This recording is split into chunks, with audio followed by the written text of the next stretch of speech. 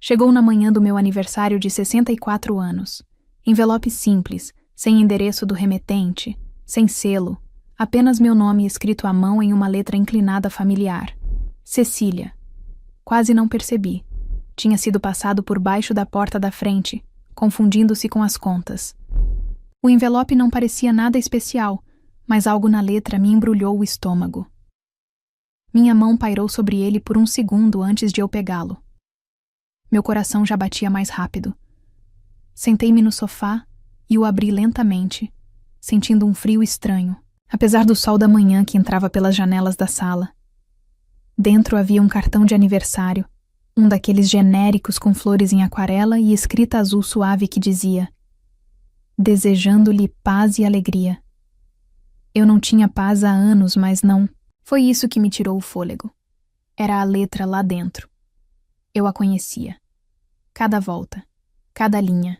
Eduardo costumava me escrever bilhetinhos no meu lanche quando éramos pequenos. Não se esqueça de sorrir.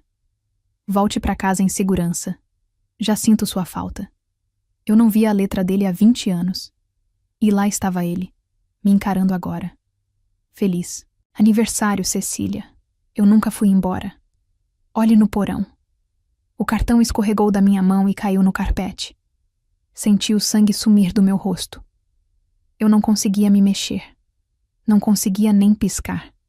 Minha mente disparava em todas as direções. Ao mesmo tempo, Eduardo, meu marido desaparecido desde 2005. A polícia encontrou o carro dele abandonado perto do rio. Lá dentro, descobriram a carteira, o celular, a aliança. Tudo menos ele. Disseram-me que provavelmente foi suicídio. A correnteza. Era forte, disseram. Às vezes os corpos nunca se recuperavam. Fizemos um memorial, um caixão vazio. Caçarola, silêncio. Eu o entristeci. Eu o odiei. Eu o perdoei. Chorei novamente. E então passei os 20 anos seguintes sozinha, carregando 1 milhão de perguntas sem resposta. E agora isso. Peguei o cartão novamente, segurando-o como se pudesse me queimar. Virei-o procurando por qualquer outra coisa. Nenhuma assinatura, nenhuma data, nada além daquela única frase escrita de um jeito que só Eduardo sabia escrever. Nunca mais saí. Minha boca estava seca. Levantei-me lentamente e fui até o espelho do corredor. Olhei para mim mesma. Meu reflexo parecia o mesmo. Nem mais velha, nem mais nova, apenas atordoada. Sussurrei. Não, isso tem que ser uma brincadeira. Mas não havia ninguém para me pregar. Uma peça. Eu não tinha mais amigos próximos. Natália morava do outro lado do país agora, e ninguém mais se lembrava do aniversário do desaparecimento dele.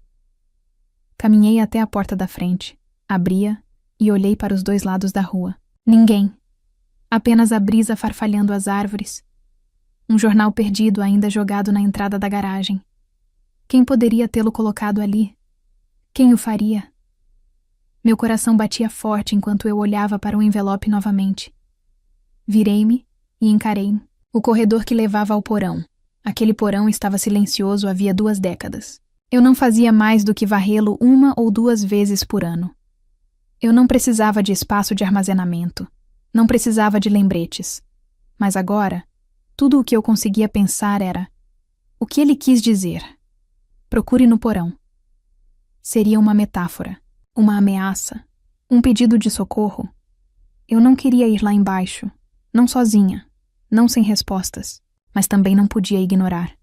E lá no fundo, sob o pânico e o choque, havia algo mais. Esperança. Não do tipo inocente e alegre. Não. Essa esperança tinha arestas cortantes. Fez meu estômago revirar, mas estava lá mesmo assim. Respirei fundo, peguei a lanterna da gaveta e me dirigi à porta do porão. Minha mão tremia enquanto eu tentava alcançar a maçaneta. Independentemente do que eu estivesse prestes a descobrir, uma coisa era certa. Minha história, a história que eu havia contado a mim mesma por 20 anos, estava prestes a mudar. Em 2004, se me pedissem para descrever minha vida, eu a teria chamado de comum, talvez até chata, mas da melhor maneira possível. Eu tinha 43 anos. Era casada há mais de 2 décadas com Eduardo Santana, um homem que dobrava as meias com precisão militar, e sempre deixava 2 goles de café na cafeteira, como se fosse algum tipo de ritual. Morávamos em uma modesta casa de 3 quartos em um tranquilo bairro Jardim das Palmeiras, na zona oeste de São Paulo, longe o suficiente da cidade para ouvir os grilos à noite. Eduardo era um professor de história do ensino médio, adorado pelos alunos, por seus trocadilhos ruins e sua obsessão por curiosidades presidenciais. Ele nunca se esquecia de desligar o forno, sempre cortava as folhas antes da primeira geada, e não acreditava em trocar as coisas até que elas realmente se desfizessem. Isso incluía nossa lavadora de pratos de 15 anos, e alguns diriam nosso casamento. Mas nós trabalhávamos, nos entendíamos, não brigávamos, pelo menos não do tipo barulhento. Tomávamos decisões juntos, planejávamos férias em torno das férias escolares da Natália. Tínhamos rotinas, rituais e piadas discretas, que só nós 2 entendíamos. Eu trabalhava meio período na biblioteca local naquela época. Meu mundo era pequeno, mas tranquilo. As manhãs começavam com o Eduardo lendo o jornal e eu preparando o lanche dele. Sempre peru com queijo suíço, fatias de maçã e um biscoito, de manteiga de amendoim que eu sabia que ele daria para um aluno que parecesse precisar de um. As noites eram mais tranquilas, com jantar, louça e depois sentada na varanda enquanto ele corrigia as provas, e eu lia romances policiais. Nossa filha, Natália, estava no 2º ano da Universidade Estadual de São Paulo, cursando ciências ambientais.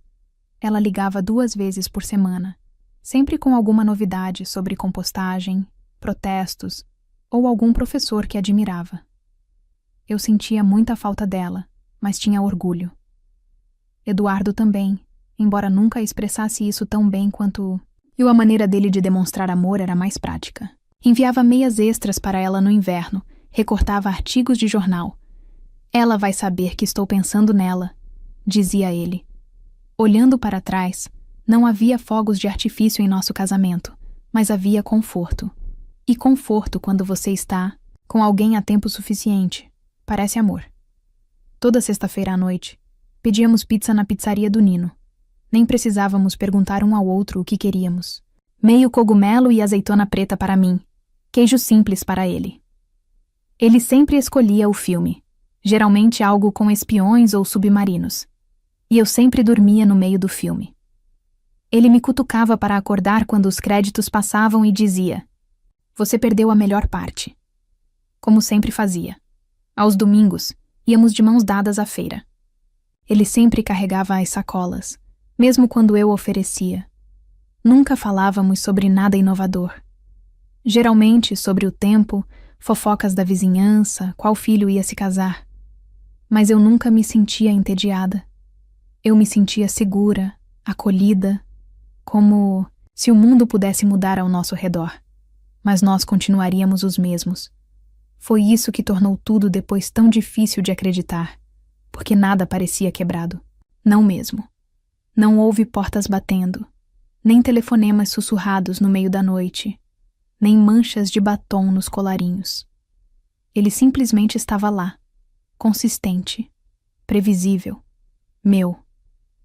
Quando as pessoas falam sobre os sinais, sempre dizem: "Não. Havia nenhuma pista?" E eu já pensei nessa pergunta mais vezes do que consigo contar. Talvez houvesse. Talvez fossem tão pequenos que eu pisquei e não os vi. Ou talvez, e é isso que me assombra, talvez ele realmente fosse tudo o que aparentava ser, até que deixou de ser. O último aniversário que passei com ele foi o de 44 anos. Ele me levou a um pequeno restaurante fora da cidade. Nada sofisticado, só panquecas e café. Mas ele fez questão de que acendessem uma vela na minha fatia de torta de maçã. A garçonete desafinou e todos aplaudiram. Eduardo apertou minha mão por baixo da mesa e disse: "Você ainda é meu mistério favorito." Sorri ao ouvir isso. Era o tipo de coisa que ele dizia com frequência. Um pouco cafona, um pouco enigmática. Na época, pensei que ele quisesse dizer que eu o surpreendia, que mantinha a vida interessante. Agora, me pergunto se ele queria dizer algo completamente diferente. Mas naquele momento, naquele restaurante, eu acreditei em nós. Eu acreditei na nossa vida, na nossa história. Eu acreditei que, não importa o que viesse a seguir, a aposentadoria, a velhice, talvez nos tornarmos avós, nós enfrentaríamos isso juntos. Nunca imaginei que, menos de 1 ano depois, ele se fosse, ou que 2 décadas depois, eu estaria na nossa sala de estar, segurando um cartão que desvendaria tudo o que eu achava que sabia sobre ele e sobre mim. O primeiro sinal de alerta veio discretamente. Nenhuma briga feia, nenhuma confissão dramática, apenas um jantar esquecido. Era a noite do nosso 24º aniversário de casamento, 12 de setembro de 2004. Lembro-me porque circulei a data com tinta vermelha no calendário da cozinha, com meses de antecedência. Fiz reservas em um pequeno restaurante italiano na cidade, o mesmo onde comemoramos nossos 10º e 15º aniversários.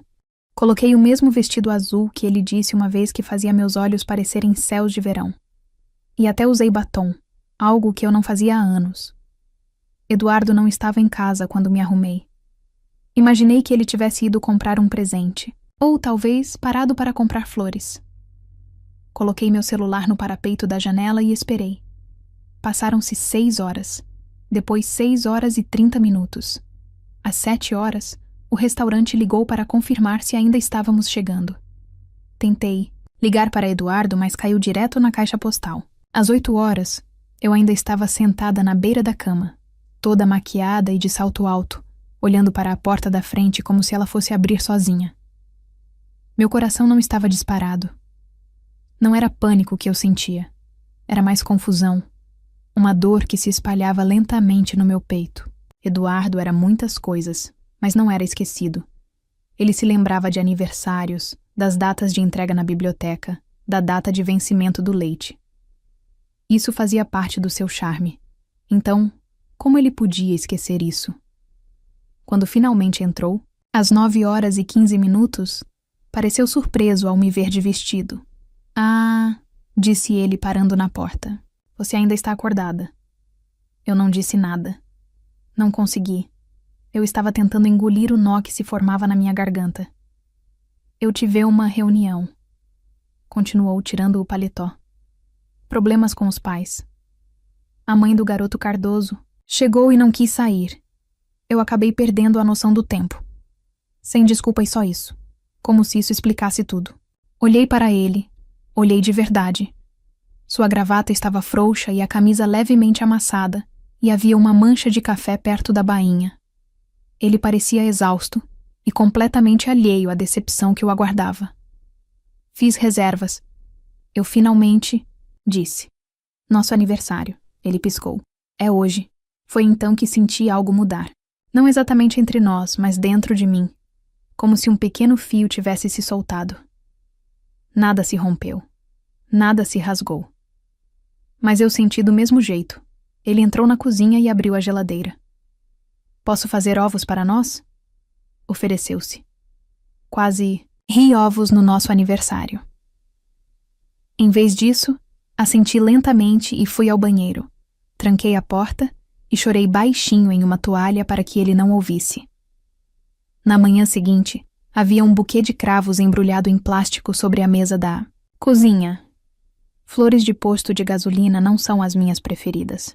Ele sabia disso. Mas ainda assim, um gesto, uma oferta de paz. Eu queria ficar brava, mas algo dentro de mim sussurrava. Não faça disso um grande alarido. Ele está cansado. Ele é humano. Então, eu disse a mim mesma que seria algo único. Mas aí vieram as caminhadas sozinho. Começaram na semana seguinte. Ele passou a fazer longas caminhadas noturnas sem me avisar. Disse que precisava clarear a mente, dar uns passos ou elaborar planos de aula. Ele saía logo depois do jantar e só voltava depois de 1 hora. Nas primeiras vezes, não dei muita importância. Todo mundo precisa de um tempo sozinho. Eu gostava do silêncio, sinceramente. Acendia uma vela, fazia uma xícara de chá e lia. Na sala de estar enquanto a casa permanecia imóvel ao meu redor. Mas aí virou um padrão todas as noites, como um relógio. Ele mal falava durante o jantar e depois sumia. Sem abraços, sem retorno. Apenas passos descendo os degraus da varanda e uma porta fechada. Comecei a me perguntar para onde ele realmente ia. Cheguei a segui-lo uma vez, 5 minutos depois que ele saiu. Entrei no carro e dei uma volta pelo bairro, mas nunca o vi. Nenhum sinal dele andando, nenhuma figura familiar passando sob os postes de luz. Quando ele chegou em casa naquela noite, parecia corado, suado, e disse que correu um pouco. Eu queria fazer mais perguntas, mas não fiz. Em vez disso, disse: talvez possamos caminhar juntos amanhã. Ele me deu um sorriso forçado e disse: claro. Mas na noite seguinte, ele saiu cedo, antes que eu pudesse guardar a louça. Foi aí que a dúvida realmente começou a se formar. Não o suficiente para acusar, não o suficiente para causar pânico. Apenas um sussurro, um arrepio no fundo da minha mente. Algo não estava certo. Mas eu disse a mim mesma que todo casamento tem períodos tranquilos. Disse a mim mesma que estava sendo paranoica. Disse a mim mesma que o amor é paciente. O amor é gentil e tudo mais. Escolhi o silêncio. E, ao fazer isso, não percebi as primeiras rachaduras se formando bem debaixo dos meus pés. Não aconteceu de repente. É essa a parte que ainda me incomoda. Você não percebe os pequenos cortes até olhar para baixo e perceber que está sangrando. Depois do aniversário perdido e das caminhadas noturnas solitárias, algo em Eduardo começou a se apagar. Ou talvez fosse algo em mim, mas o homem que costumava me dar barras de chocolate do supermercado, só porque sim, tinha ficado mudo. Como se alguém tivesse abaixado o volume e ele nem percebesse. Costumávamos conversar não apenas sobre Natália ou o tempo, mas também sobre livros, sonhos, nossos medos de envelhecer. Costumávamos sentar na cama e rir de como nenhum de nós entendia o Twitter, ou de como sempre queríamos consertar aquela torneira pingando. Mas nunca consertávamos.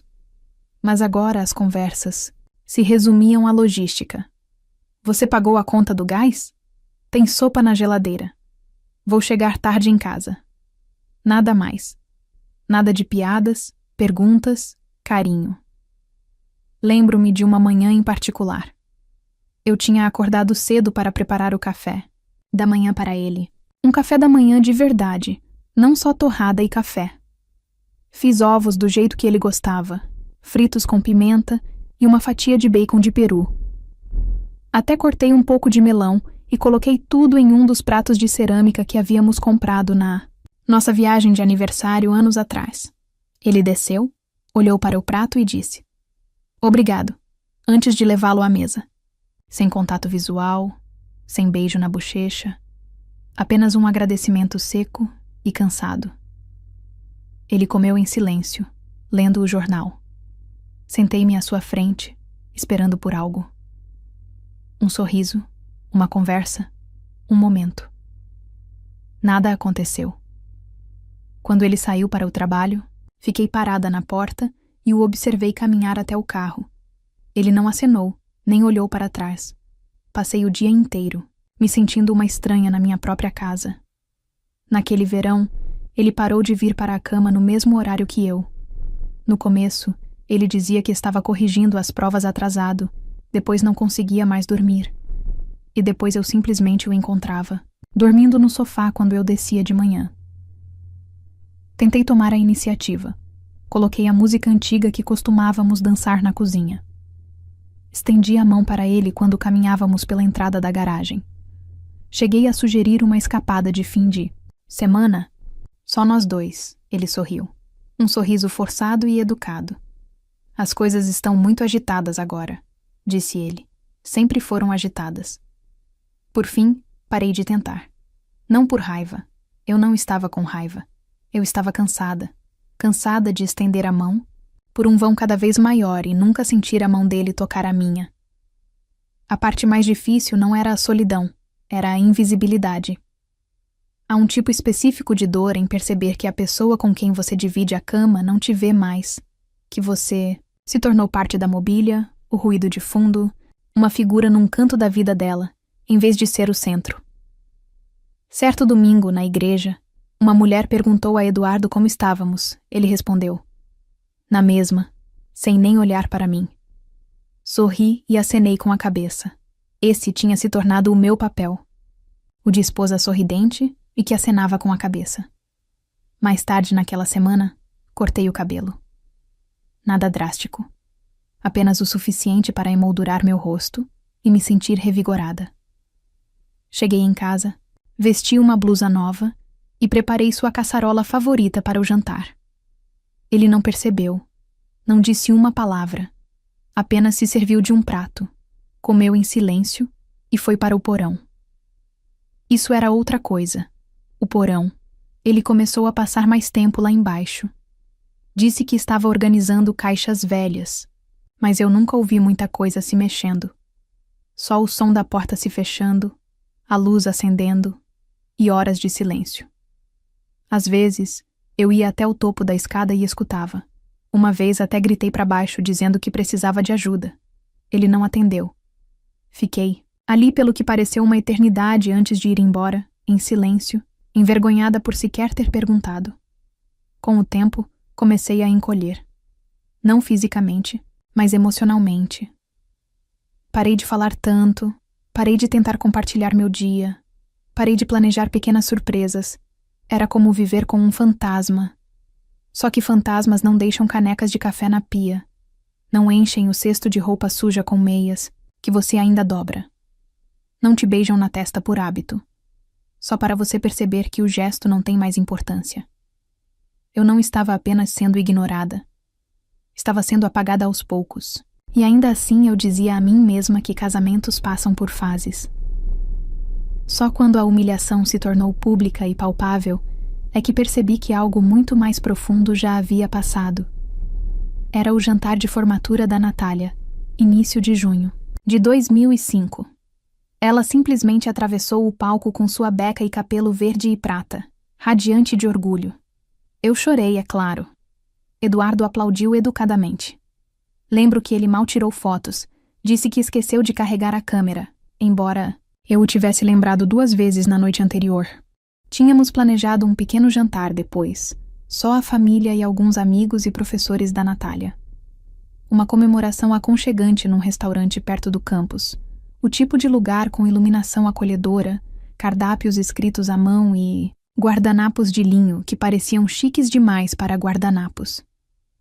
Eu vesti uma blusa creme suave, a favorita da Natália, e levei para ela uma pulseira com 4 folhinhas de prata, uma para cada ano que ela tivesse sobrevivido.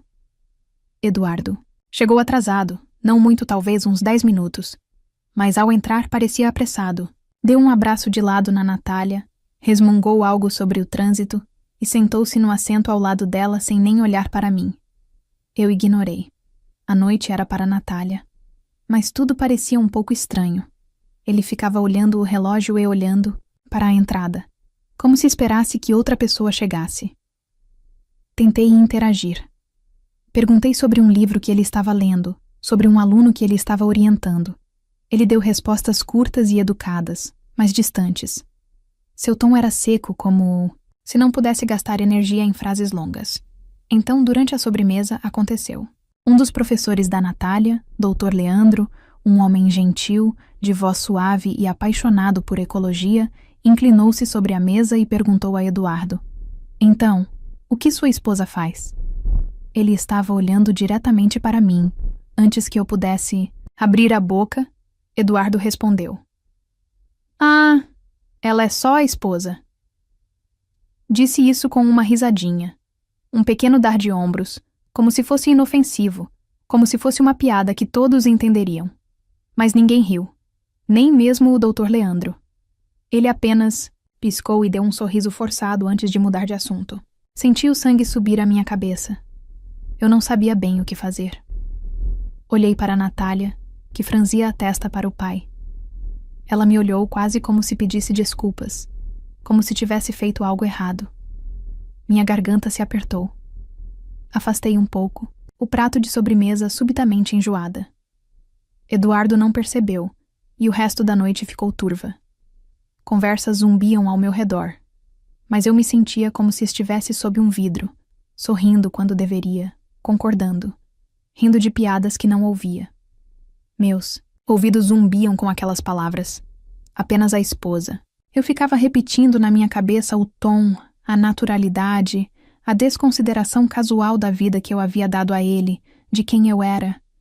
Eu não era uma estranha. Eu era a mulher que havia criado nossa filha, que havia mantido nossa casa funcionando, apoiado sua carreira, o confortado quando ele perdeu os pais, editado todas as cartas de apresentação que ele já havia enviado. Eu era a pessoa que o amava muito antes de qualquer uma dessas pessoas sequer saber o nome dele. E agora eu era apenas a esposa. Quando a conta chegou, eu a peguei. Minhas mãos tremiam quando tirei a carteira da bolsa. Eduardo não se ofereceu para dividir. Ele apenas se recostou e disse: "Você consegue, né? Tipo, não faz quase um quarto de século que estamos casados. Foi naquele momento que algo em mim se rompeu. Limpo e irreversível. Não foi o dinheiro. Nem foram as palavras. Foi a maneira como ele as disse. Com total indiferença, como se eu fosse cúmplice da noite dele. Como se eu pudesse ter sido qualquer pessoa naquela noite. Chorei no banheiro do nosso quarto de hotel, pressionando o rosto contra uma toalha para abafar o som. Ele não bateu. Não perguntou se eu estava bem. Foi para a cama. Fiquei deitada no chão frio de ladrilhos por quase 1 hora, ouvindo o zumbido do ar-condicionado e tentando me lembrar da última vez que me senti como sua parceira, em vez de sua substituta. Daquela noite em diante, parei de tentar provar que era importante para ele, porque naquele momento eu sabia que não era, não para ele. E essa constatação foi o início da minha partida silenciosa, mesmo antes de ele partir para sempre. Depois do jantar de formatura da Natália, algo mudou entre Eduardo e eu que nunca mais voltou ao normal. Parei de perguntar para onde ele ia à noite. Parei de lembrá-lo das nossas ligações semanais com a Natália. Parei de fazer café para 2. Não foi uma briga. Não houve portas batendo, ameaças, ultimatos. Apenas silêncio. Um desenlace, mútuo e silencioso. Ele passava mais tempo lá embaixo, no porão, muito mais do que antes. Às vezes, saía empoeirado e distraído, resmungando algo sobre reorganizar caixas. Outras vezes, eu nem o ouvia subir. Comecei a ir para a cama sozinha, regularmente, deixando a luz do corredor acesa, sem saber se ele alguma vez tinha vindo para a cama. Por fim, parei de acender a luz. Naquela primavera, comecei a me sentir como uma convidada em minha própria casa. Ainda dividíamos o mesmo espaço, mas nos cruzávamos como estranhos em um ponto de ônibus. Eu estava dobrando roupa na sala de estar e ele passava por cima do cesto de roupas, sem dizer uma palavra. Eu preparava o jantar e deixava a porção dele no micro-ondas. Às vezes ele comia, às vezes não. Uma tarde, cheguei em casa do supermercado e descobri que Eduardo tinha esvaziado o armário do corredor. Não tudo, só as minhas coisas. Minha capa de chuva, minhas luvas de jardinagem, o cachecol que a Natália tinha tricotado para mim no Natal passado, tudo dobrado e empilhado ordenadamente em uma caixa de papelão perto da porta. Quando perguntei sobre isso, ele respondeu categoricamente.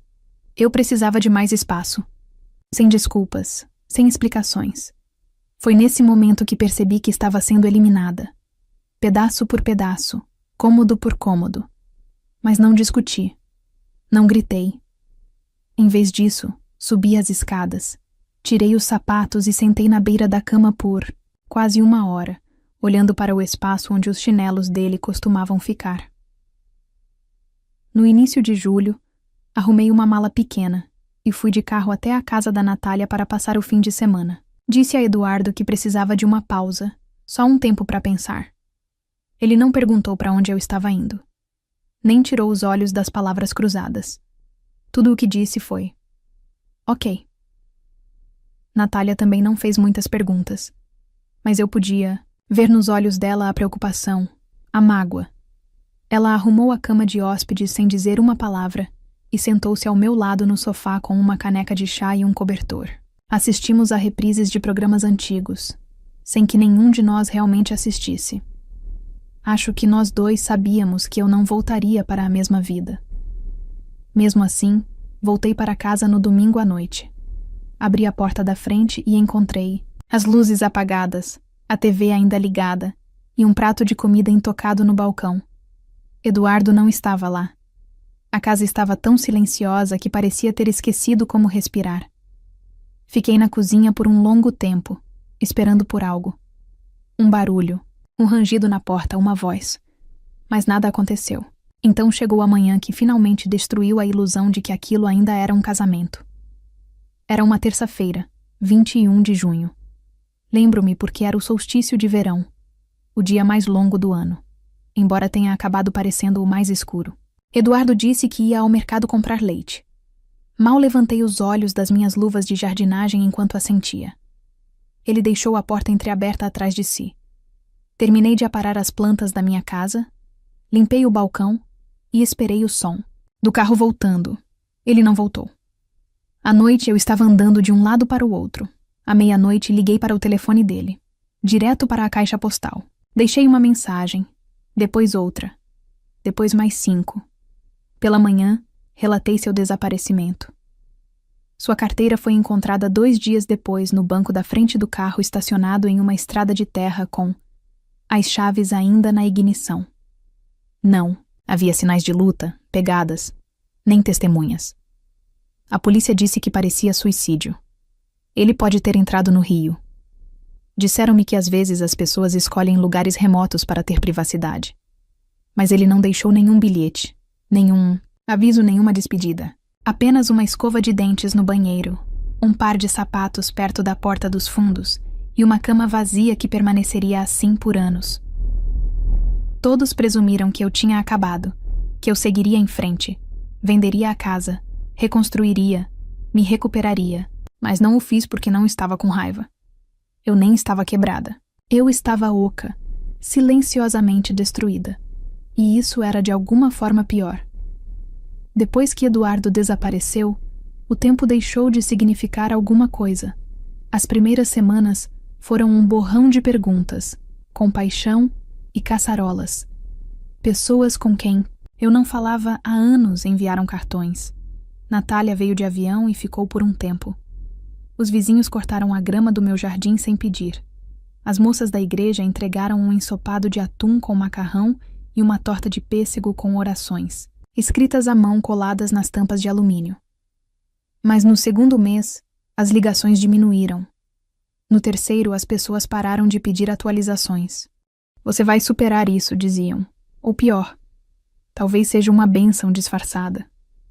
Ninguém diz isso em voz alta para uma viúva. Mas eu não era viúva. Tecnicamente não. Eu era outra coisa. Algo mais difícil de definir.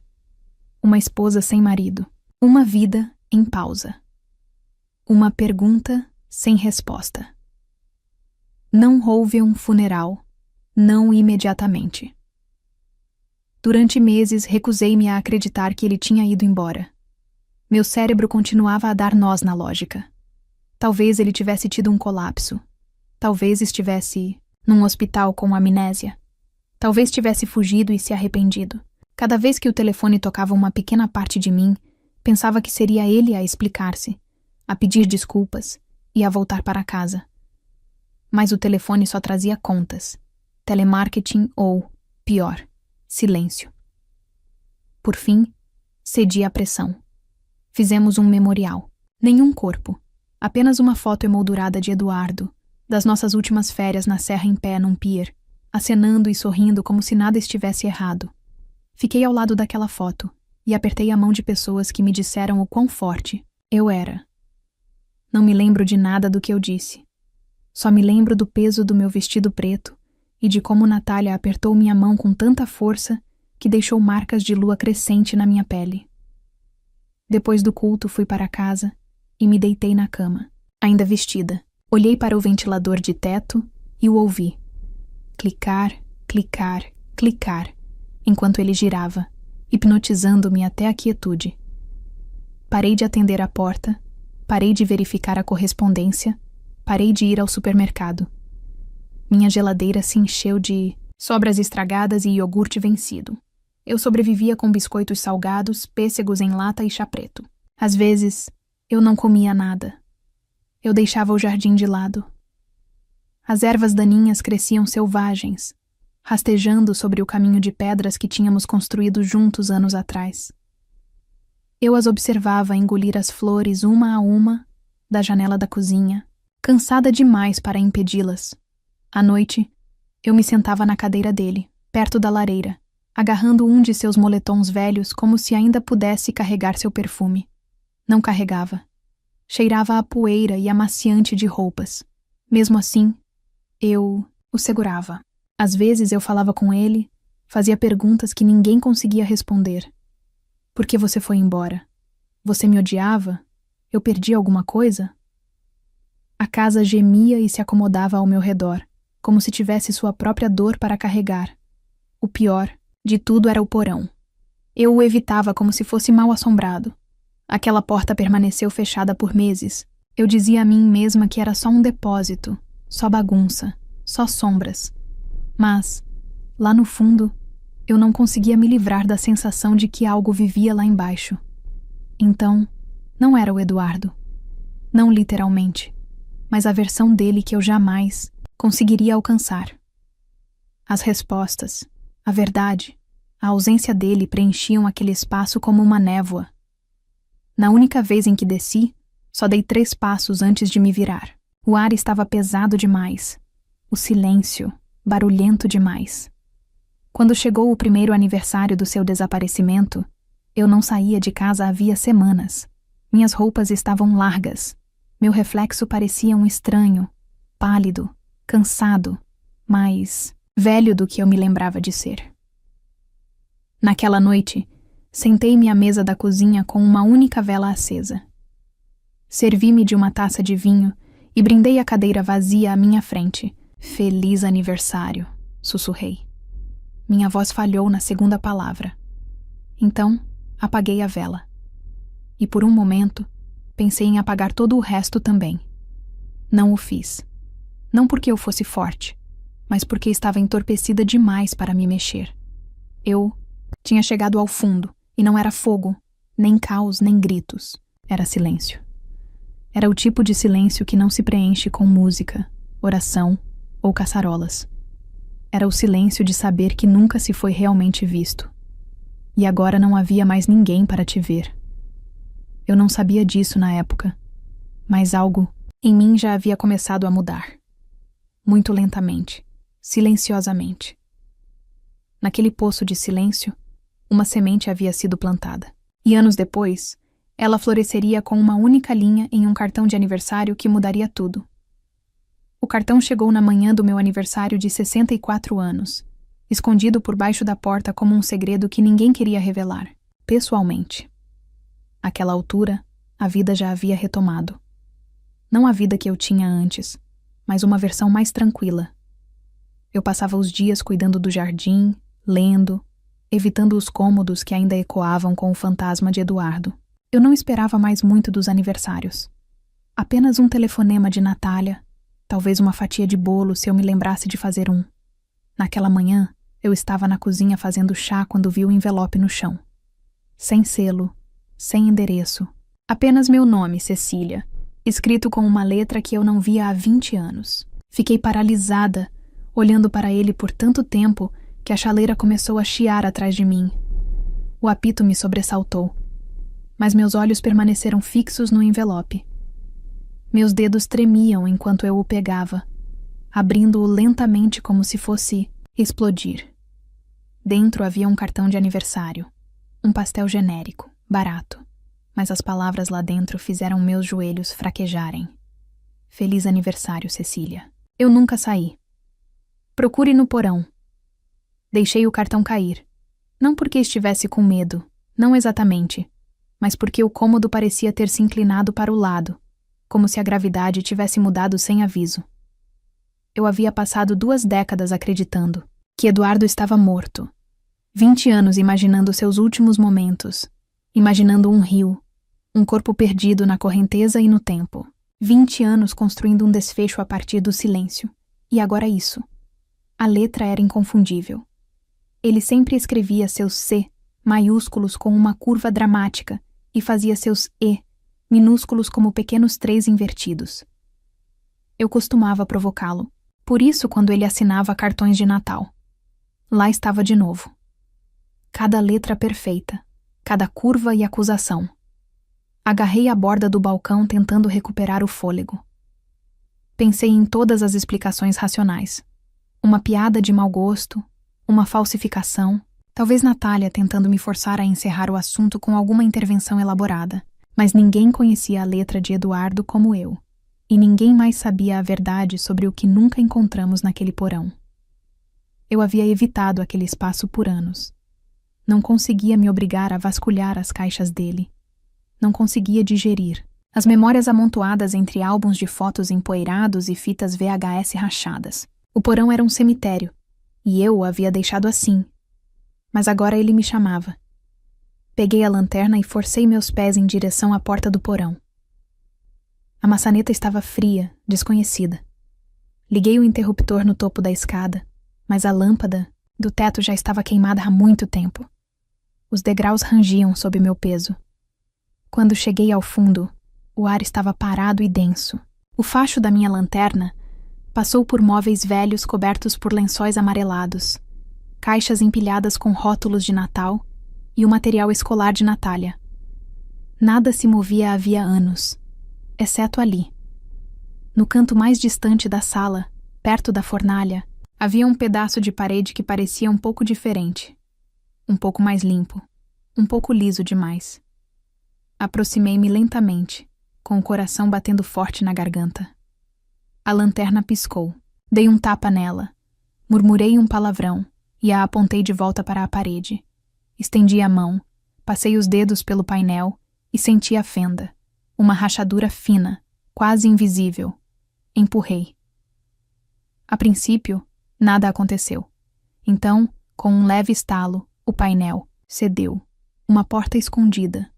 Prendi a respiração. Atrás dela havia uma cavidade estreita, não grande o suficiente para ser um cômodo, mas profunda o suficiente para conter algo. Peguei uma caixa empoeirada. Era mais pesado do que parecia. Dentro havia arquivos, cartas, fotografias, e nenhuma delas era minha.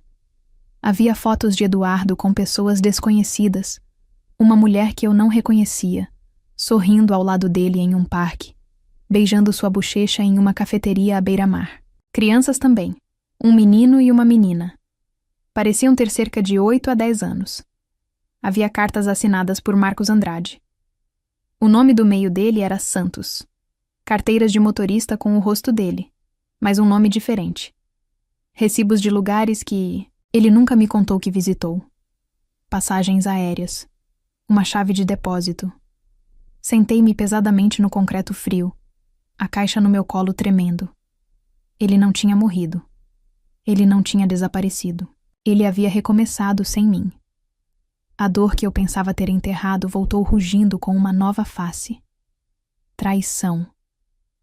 Minhas lágrimas queimaram desta vez, não de tristeza, mas de raiva, de vergonha, da percepção vazia de que eu havia lamentado um homem que simplesmente se foi e continuou andando. Por 20 anos vivi nas ruínas de uma história que nem sequer era verdade. E agora, sentada ali nas sombras, com as evidências no colo e o silêncio ao meu redor, uma coisa ficou subitamente clara. Eduardo não havia desaparecido. Ele havia se escondido, e eu finalmente descobriria o porquê. A caixa ficou na minha mesa de jantar por 3 dias. Não a toquei de novo imediatamente. Não consegui. Cada vez que passava por ela, sentia como se ela pulsasse, como se a verdade dentro dela respirasse, esperando. Eu não estava pronta para abri-la novamente, mas também não conseguia guardá-la.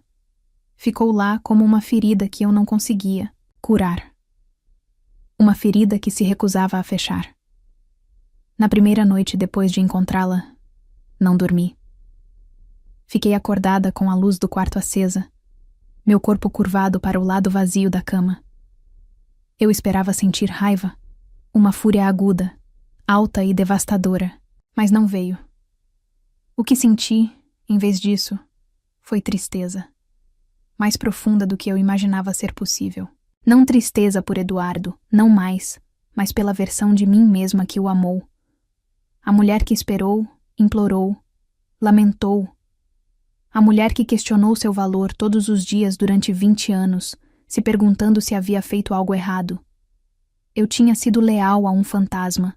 E pior, a uma mentira. E agora, sentada diante daquela caixa de provas, o feitiço finalmente se quebrou. Algo dentro de mim se moveu. Não como um raio, mas sim como um terremoto lento e contínuo. Foi silencioso, mas permanente. Na manhã seguinte, acordei e não chorei. Vesti-me, não com meu moletom de sempre, mas com uma calça jeans e uma camisa impecável que eu não usava há anos. Olhei no espelho e mal reconheci a mulher que me encarava. Ela parecia cansada, mas havia algo mais sob a superfície. Uma firmeza que eu não via há décadas. Servi uma xícara de café, sentei-me à mesa e finalmente abri a caixa novamente. Desta vez, não hesitei. Estudei cada documento. Cartas de uma conta bancária que eu não sabia que existia. Um contrato de aluguel de Campinas, assinado com um nome que não era bem o dele, Marcos Andrade. Fotos de festas de aniversário com crianças que se pareciam demais com Eduardo para negar. Uma fotografia me tirou o fôlego. Ele segurando uma criança pequena nos braços, sorrindo. A criança tinha o queixo dele. Eu não fui apenas apagada. Eu fui substituída.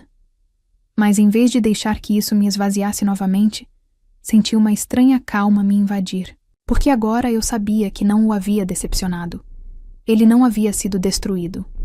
Não havia desaparecido no ar, nem sido vítima de depressão ou tragédia. Ele havia escolhido ir embora, escolhido outra vida, escolhido me deixar acreditar que estava morto, em vez de me oferecer a dignidade de um adeus. E essa escolha não tinha mais poder sobre mim. Comecei a ver as coisas de forma diferente. Não apenas sobre ele, mas sobre mim mesma. Eu havia passado 2 décadas apagando minha própria luz, convencida de que, de alguma forma, o havia afastado. Eu havia me tornado pequena, quieta, cautelosa. Eu havia construído uma vida a partir do silêncio, caminhando cuidadosamente por cada dia como se ele pudesse rachar sob mim. Mas agora eu percebia que nunca fui eu quem precisava de conserto. Eduardo tinha sido covarde, desonesto, fraco. E eu ainda estava ali. Eu ainda estava de pé. Essa percepção veio com uma força inesperada.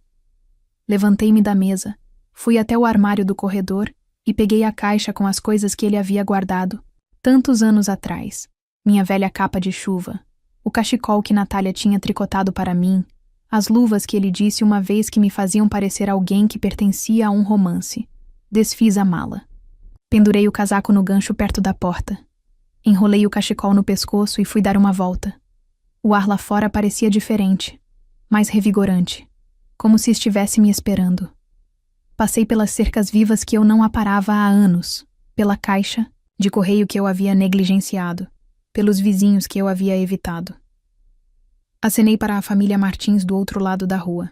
Eles me encararam por um segundo, surpresos, e depois acenaram de volta. Continuei andando pelo quarteirão, virando a esquina, em direção à pequena cafeteria que Eduardo e eu costumávamos visitar todos os sábados. Não entrei, ainda não, mas fiquei do lado de fora, olhando o reflexo na janela, e pela primeira vez em anos, vi uma mulher voltando à vida. Não por causa de Eduardo, mas apesar dele. Não contei a ninguém o que tinha encontrado, nem a Natália, nem aos vizinhos, nem mesmo às mulheres do círculo de quilting que eu tinha voltado a frequentar recentemente. Por fora, eu ainda era a viúva quieta, com uma rotina previsível. Chá às 7, jardinagem às 10, compras de supermercado toda quinta-feira. Mas lá dentro, algo havia despertado, e eu não o estava colocando para dormir novamente. Comecei a me preparar silenciosamente, não por vingança, nem mesmo por amargura. Eu não estava interessada em um confronto dramático ou em incendiar a vida dele. O que eu queria era verdade e controle. Eu havia passado 20 anos flutuando em uma névoa em que outra pessoa me deixou. Agora eu estava construindo um caminho de volta à terra firme, um passo silencioso de cada vez. Primeiro, fiz cópias. Cada foto, cada documento, cada pedaço da vida secreta de Eduardo que eu havia encontrado no porão Foi digitalizado e salvo em um pendrive. Marquei a pasta como Concertos da Casa, caso alguém desse uma olhada no meu computador. Imprimi um segundo conjunto e guardei-o numa gaveta trancada no quarto de hóspedes. Aquele de que Eduardo nunca gostou, aquele com o piso de madeira, rangendo na vista do beco. Em seguida, contratei um investigador particular. Não um daqueles caras da TV de sobretudo e óculos escuros. Apenas uma mulher quieta e perspicaz chamada Cláudia, que trabalhava em um modesto escritório no centro da cidade. Ela não fez perguntas desnecessárias, apenas assentiu quando lhe entreguei a pasta com documentos de identidade falsos, extratos bancários e contratos de aluguel, e disse: Acredito que meu marido esteja vivo. Gostaria de saber onde ele está e qual nome ele está usando. Sua única resposta foi: Você receberá em 10 dias. Naquela noite, dormi tão profundamente como há anos. Nos dias que se seguiram, fiz mudanças sutis. Encontrei-me com um advogado e disse-lhe que estava a rever documentos antigos, por precaução. Conversamos sobre testamentos, direitos de propriedade e as implicações muito específicas de um cônjuge fingir a própria morte. Não mencionei o nome de Eduardo, mas vi o brilho nos olhos do advogado quando insinuei fraude a longo prazo. Ele me deu o número de uma colega especialista em direito de família e disse: Quando estiver pronta, ligue para ela. Assenti.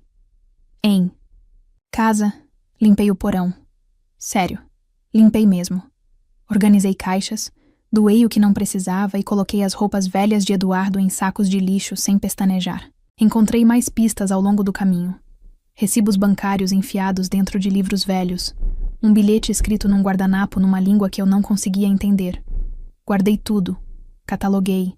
Arquivei como prova num caso que eu estava construindo em silêncio, metodicamente, sem dizer uma palavra. Também comecei a escrever novamente. Não histórias, ainda não, mas pensamentos, memórias, pequenos pedaços de verdade que eu não me permitia dizer em voz alta. Preenchi 3 diários no espaço de 1 mês. Algumas entradas eram apenas um parágrafo, outras, 10 páginas de pura emoção. Não me contive. Esperei por você. Você me fez questionar meu valor. Você não vai me definir. Escrevi este último, 2 vezes. E enquanto escrevia, mudei. Comecei a me vestir com propósito novamente. Não para mais ninguém, mas para mim mesma. Eu comprava flores frescas para a mesa de jantar toda semana. Preparava refeições completas, mesmo que as comesse sozinha. Abri mais as cortinas, deixando o sol entrar. A casa não parecia mais assombrada. As memórias de Eduardo ainda viviam lá, claro, mas não dominavam mais o espaço. Eu caminhava pelos corredores como alguém que reivindica o que sempre fora seu. Até a Natália notou, em uma das nossas ligações semanais. Ela disse: Você parece mais leve. Eu sorri. Talvez eu esteja. Ela não insistiu. Nunca insistiu. Mas eu conseguia sentir o alívio na sua voz. 10 dias depois, a Cláudia ligou. Ela tinha um endereço, um nome e uma foto. Eduardo, agora, conhecido como Marcos Andrade, morando em uma casa colonial de 2 andares em Campinas, SP, com a nova esposa, 2 filhos e um labrador preto chamado Thor. Sorrindo no jardim da frente, como se não tivesse desaparecido de outra vida sem deixar. Rastros. Eu não sentia raiva, nem mesmo choque. Eu me sentia pronta. Não para destruí-lo, mas para me firmar na verdade que eu havia descoberto com tanta paciência e silêncio. E percebi que isso tinha um poder próprio. Porque, enquanto Eduardo havia construído uma vida com base em mentiras, eu finalmente estava vivendo a minha, passo a passo, silenciosamente, na luz. O poder nem sempre chega como um trovão. Às vezes, ele se esgueira como a luz da manhã. Lento, constante, impossível de ignorar quando chega. Depois que a Cláudia me deu a foto de Eduardo, ou Marcos agora, em seu novo quintal, com uma família que eu nunca tinha conhecido, fiquei em silêncio por um longo tempo. Encarei seu rosto, os mesmos olhos cansados, o mesmo sorriso torto. Ele estava mais velho, um pouco mais pesado, um pouco mais grisalho. mas era inegavelmente ele. O que me impressionou não foi que ele tivesse seguido em frente.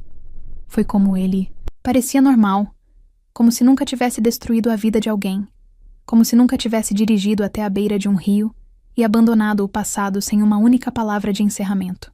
Não liguei para ninguém. Não gritei, não chorei, nem joguei coisas. Simplesmente coloquei a foto numa pasta e me endireitei mais do que nunca. Algo havia mudado, e desta vez não era dentro de mim, era dentro dele. Ele só não sabia ainda. Por 2 décadas, Eduardo foi quem segurou a caneta para escrever a história do nosso casamento. Ele escolheu o final. Ele fechou a porta. Ele me escreveu. Mas agora eu tinha a verdade em minhas mãos, documentada, verificada, inegável, e sabia de algo que ele não sabia. Ele não era mais intocável. Eu não precisava gritar para recuperar minha dignidade. Eu não precisava destruir a vida dele para consertar a minha. Tudo o que eu precisava era clareza. E agora eu a tinha. Comecei a dar passos pequenos e deliberados.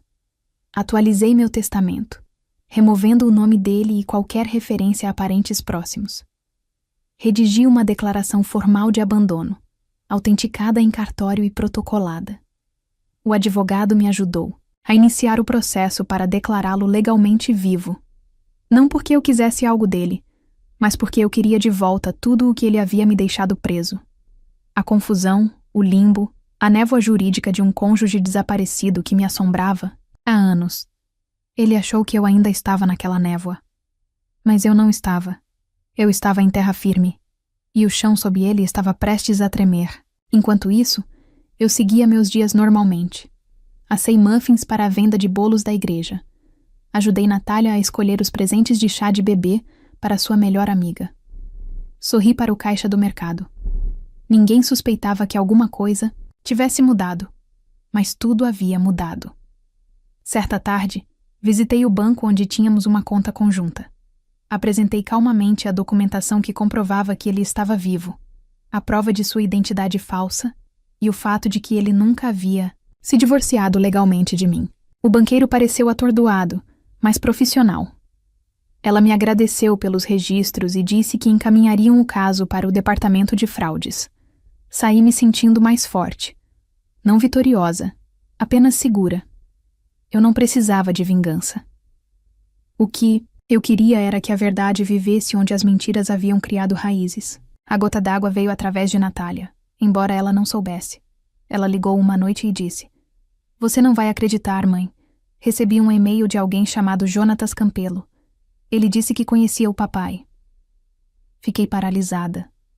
Ele disse: "Mais alguma coisa?" Perguntei calmamente. Só que ele encontrou meu nome e queria saber como eu estava. Estranho, né? Pedi que ela me encaminhasse o e-mail. E quando li, o tom, a linguagem, o calor constrangedor, eu sabia exatamente quem tinha escrito. Eduardo. Ele estava tentando voltar atrás. Talvez a curiosidade o tivesse vencido. Talvez a culpa. Ou talvez ele tivesse sentido algo no ar. Um tremor nos alicerces da vida secreta que ele havia construído. Eu não contei a verdade para Natália. Ainda não. Em vez disso, enviei-lhe uma carta, sem endereço de retorno. Apenas uma mensagem digitada, enfiada num envelope branco simples. Encontrei a caixa. Eu sei de tudo. Não entre em contato com Natália. Novamente. Você pode ter me deixado, mas eu finalmente te deixei. Sem ameaças. Não, por favor. Apenas clareza. Imaginei-o abrindo a carta. O pânico, o reconhecimento de que a mulher que ele um dia apagou agora estava fora do alcance do seu silêncio, e pela primeira vez, seria ele quem se perguntaria o que viria a seguir. O equilíbrio havia se alterado, não com um estrondo, mas com uma verdade que não podia mais ser enterrada.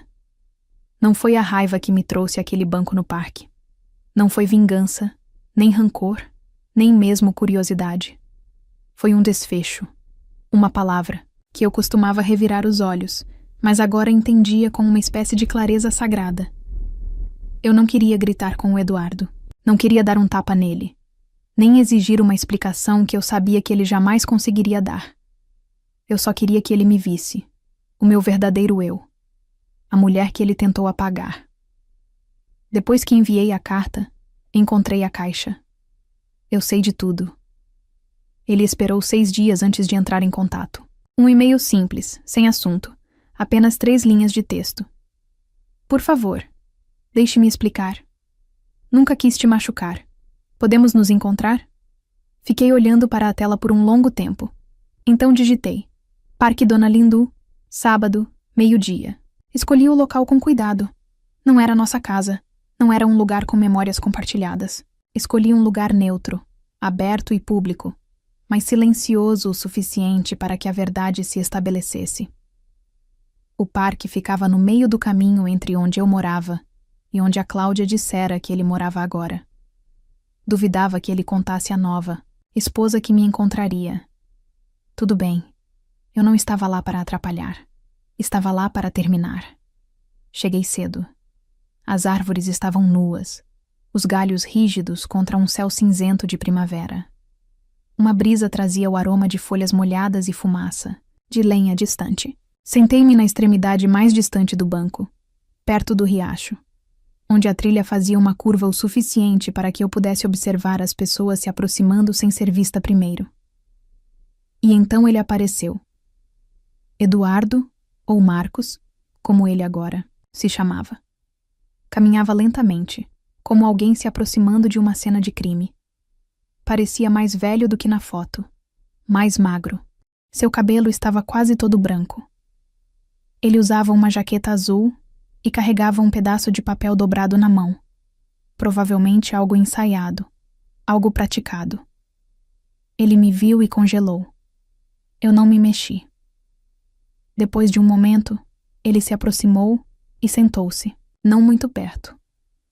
Havia um espaço entre nós, o tipo que costumava ser preenchido com calor.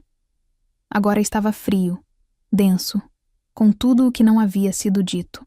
Ele abriu a boca, fechou-a. Eu não o ajudei. Finalmente ele falou. Não sei como começar. Virei-me para olhá-lo atentamente pela primeira vez. Seus olhos eram covardes. Não há nada que você possa dizer que possa desfazer isso. Eu disse baixinho. Mas vá em frente. Tente. Ele engoliu em seco. Eu estava me afogando naquela época. Eu sentia que não tinha importância. Como se estivesse apenas cumprindo a promessa. Todos os dias eram iguais. Eu não sabia como te contar. E então eu conheci alguém. Não foi planejado. Simplesmente aconteceu. E eu pensei que se eu ficasse, acabaria te magoando. Te machucando ainda mais. Você me machucou mais. Respondi, com a voz firme. Você me deixou pensar que estava morto. Você me viu enterrar um caixão vazio.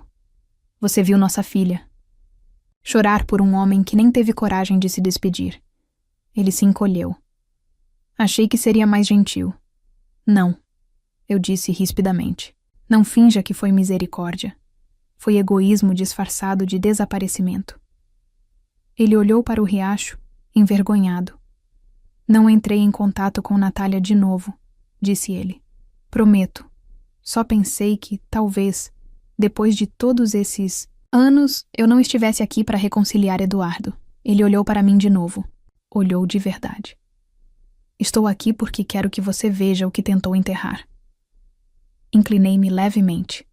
Não com raiva, mas com seriedade. Vivi com o seu fantasma por 20 anos. Questionei tudo. Quem eu era? O que fiz de errado? Se imaginei? Tudo. Realizei o funeral de um homem que preferiu desaparecer a ser honesto. Mas parei de lamentar. Parei de me questionar. Não sou sua esposa. Não sou sua vítima. Eu sou eu. E eu vim aqui para que você soubesse que me lembro de tudo e que não tenho mais medo. Eduardo não disse nada. Suas mãos tremiam levemente no colo. O vento agitava as folhas ao redor dos nossos pés. É só isso? Perguntei depois de um momento. Ele assentiu lentamente. Sim. Levantei-me, ajeitei meu cachecol, Olhei para o homem que costumava ser meu mundo e que agora parecia tão dolorosamente pequeno. Eu te perdoo, eu disse. Mas nunca vou esquecer. Então fui embora. Não rapidamente, nem dramaticamente, apenas com um propósito. E não olhei para trás. Não esperava mais nada de Eduardo depois daquela conversa final no parque. Eu disse o que vim dizer, olhei-o nos olhos e fui embora, sem nenhum traço de arrependimento. Pensei que aquele fosse o fim. Encerramento. Mas o destino, como sempre, reservava uma última reviravolta. Não estrondosa nem cinematográfica, mas poética e afiada o suficiente para ter gosto de justiça. 2 semanas depois, recebi um telefonema da minha advogada, Helena Duarte, uma mulher de cabelos loiro-gelo e voz cristalina. Ela falou com precisão, sem enrolação, sem dar as mãos. Exatamente o tipo de pessoa que você quer quando está tentando desembaraçar 20 anos de silêncio e papelada. Cecília, ela disse, você precisa entrar. Recebemos documentos relacionados ao 2º casamento do Sr. Andrade, ou como eu diria agora, casamento ilegítimo. Sentei-me em seu escritório mais tarde naquela semana, com a mesma pasta de papel pardo entre nós que eu havia lhe dado, meses antes, agora repleta de documentos e assinaturas legais. Ele nunca pediu o divórcio, disse ela, folheando as páginas. Aos olhos do Estado, você ainda é a esposa legal dele, encarei-a. Então, ele cometeu bigamia. Sim. E não só isso. Ele abriu várias contas financeiras conjuntas com uma identidade falsa, enquanto ainda era legalmente casado com você, o que poderia ser considerado fraude. Fraude fiscal, falsificação de identidade, possivelmente até fraude de seguro, dependendo das alegações feitas após sua morte. Meu primeiro instinto foi de descrença. Afinal, a dor, o silêncio, o abandono. Ele tinha sido quem estava infringindo a lei o tempo todo. Você quer prestar queixa? Perguntou Helena. Fiz uma pausa. A ideia do drama no tribunal, de arrastar sua 2ª família pela lama, me embrulhou o estômago. Eu não queria punir inocentes. Não queria me tornar o monstro que ele temia o suficiente para forjar o próprio desaparecimento. Não, eu disse. Não quero um julgamento. Quero uma declaração. E quero que ele perca o direito de continuar vivendo essa mentira, ela assentiu. Então podemos entrar com uma petição civil. Você teria o direito de anular o 2º casamento dele, recuperar os bens e apresentar um registro formal que invalide quaisquer reivindicações legais que ele tenha feito sob falsas alegações. 2 semanas depois, Eduardo, ou melhor, Marcos, recebeu uma notificação formal. A petição retirou o status legal do seu 2º casamento. Suas contas bancárias foram sinalizadas para análise. Seu nome entrou em um registro de fraudes, discretamente, com cuidado, sem alarde. A vida que ele construiu sobre os ossos da minha dor começou a se desfazer. Mas essa não era a parte que parecia justiça. Isso aconteceu no dia em que recebi uma carta pelo correio, não dele, mas dela. Patrícia Nogueira, a mulher com quem ele se casou sob falsos pretextos. A mulher que por quase 20 anos viveu a vida que eu pensava ter perdido.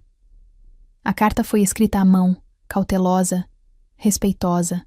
Começava assim: não te conheço, mas te devo um pedido de desculpas. Ela explicou como Marcos lhe confessou tudo depois de receber a notificação judicial.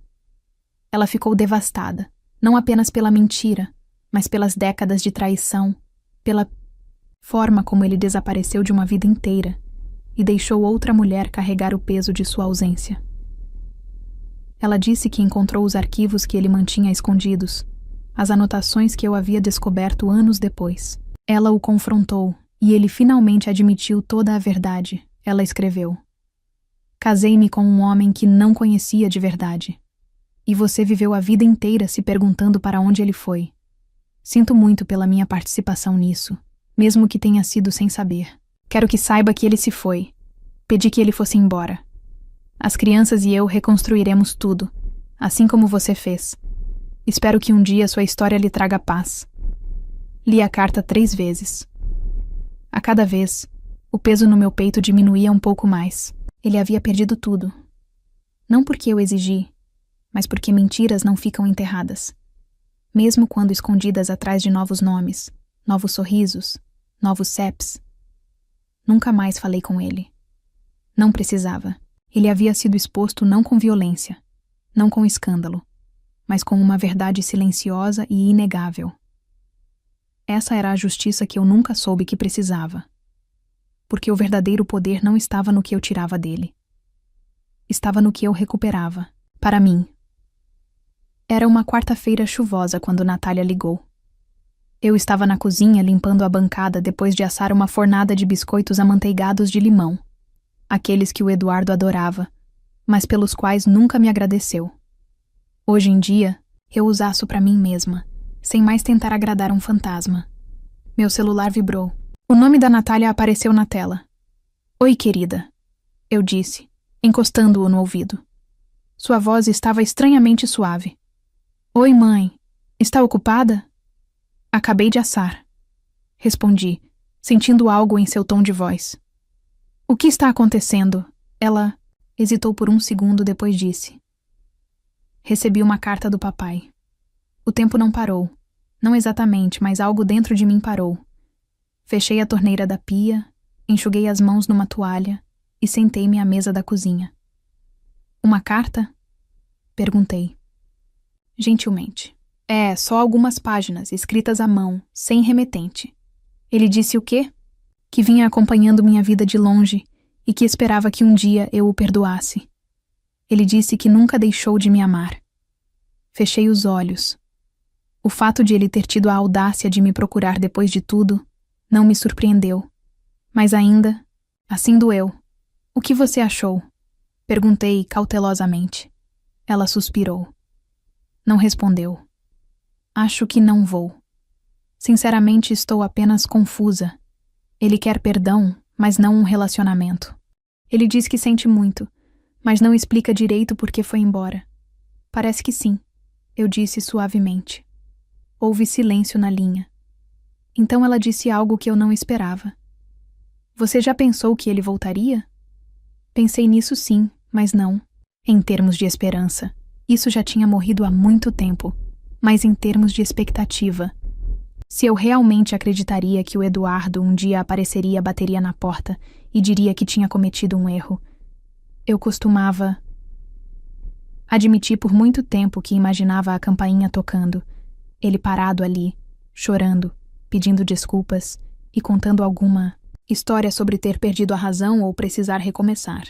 Escrevia conversas inteiras na minha cabeça que nunca aconteceram. Então percebi que, na verdade, não queria que ele voltasse. Por que não? Ela perguntou. Porque eu finalmente comecei a gostar da mulher que eu estava me tornando, sem ele. Natália ficou quieta novamente. Eu podia sentir o peso daquela declaração se abatendo sobre ela. Eu sempre me perguntei o que você não estava me contando. Ela disse. Quando eu era mais nova, achava que talvez fosse doloroso, Niall. Demais para você falar sobre isso, mas acho que agora entendo. Você estava me protegendo da verdade nua e crua, assenti, mesmo que ela não pudesse me ver. Eu não queria que você carregasse a ausência dele como um fardo. Queria que você vivesse sua vida livremente, sem perseguir uma sombra ou se ressentir. Dele. Ele fez a escolha dele. Eu não queria que isso roubasse a sua alegria também. A voz dela falhou um pouco. Você nunca disse nada de ruim sobre ele. Eu sei. Mas isso não significa que eu tenha pensado coisas boas. Ela deu uma risada fraca. Você é mais forte do que eu jamais imaginei, mãe. Não, eu disse. Só não tenho mais medo da verdade. Conversamos por mais 1 hora sobre seu trabalho, seu cachorro, seu último drama do Clube do Livro. Apenas mãe e filha, confortáveis e completas. Depois que desligamos, fui para o jardim. A chuva tinha parado, deixando tudo brilhante e novo. Caminhei lentamente entre os pés de lavanda e alecrim, respirando a terra úmida. Eu não precisava que Natália escolhesse um lado. Eu não precisava que ela odiasse o pai ou mesmo o confrontasse. O que importava era que ela me via agora. Não como alguém frágil ou trágico, mas como alguém que atravessou o fogo e saiu ilesa do outro lado. Mais tarde naquela noite, acendi uma vela na sala de estar, servi uma taça de vinho e li uma carta que havia escrito, mas nunca enviado. Era para o Eduardo. Eu a havia escrito meses antes, depois de encontrar a caixa. Terminava com uma linha. Você desapareceu, mas eu não. E era verdade. Ele havia desaparecido de nossas vidas, mas eu havia permanecido. Eu tinha crescido. E agora, finalmente, minha filha me via não como alguém que havia sido deixada, mas como alguém que havia ascendido. 1 ano havia se passado desde que o cartão de aniversário deslizara por baixo da minha porta, mudando tudo. As estações haviam chegado e passado, cada uma revelando mais uma camada de quem eu costumava ser. E agora, de pé novamente no topo da escada do porão, eu não sentia mais medo. Acendi a luz. Piscou uma vez antes de voltar a funcionar. Eu não vinha aqui com tanta frequência desde que encontrara a caixa escondida, só quando precisava de algo do depósito ou para limpar os últimos resquícios do desaparecimento cuidadosamente, planejado pelo Eduardo. Mas aquela noite parecia diferente. Não era uma tarefa. Era um encerramento. Desci lentamente, com passos firmes. O espaço estava limpo agora, livre de teias de aranha e entulho. O cheiro de mofo havia desaparecido, substituído por sachês de lavanda e tinta fresca. Eu havia transformado o canto mais distante, aquele com a parede falsa, em um pequeno recanto de leitura. Uma poltrona velha, um abajur, um tapete de lã. Nada elaborado, mas era meu. Sentei-me na cadeira e olhei ao redor, meus dedos agarrando uma xícara de chá de hortelã. Uma chuva fina batia na janelinha perto do teto. A mesma janela para a qual eu costumava evitar olhar, com medo de que pudesse refletir o rosto de alguém que havia desaparecido. Não mais.